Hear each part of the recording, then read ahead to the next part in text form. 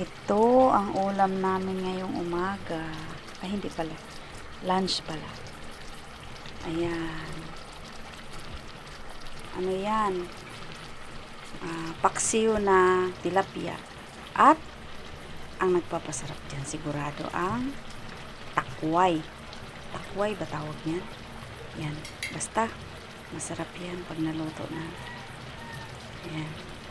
Yan ang aming tanghalian. May kasamang sili. Wow, sarap niyan.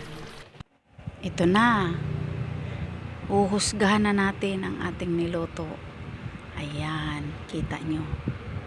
Kunti lang kanin ko yan ha, kunti lang. May sili pa yan.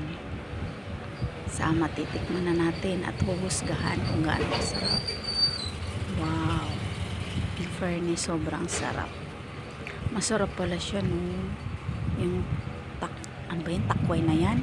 Ang sarap ng takway. Madulas-dulas yung takway. Ang sarap.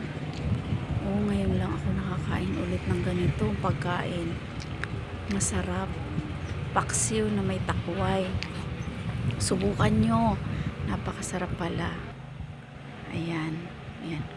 O, kita mo yung sili. Dinurog ko yan.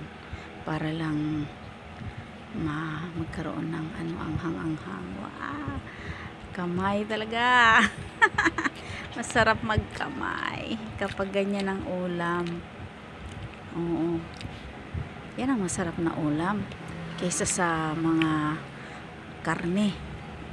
Mas gusto ko yung mga ganitong ulam na isda gulay lang.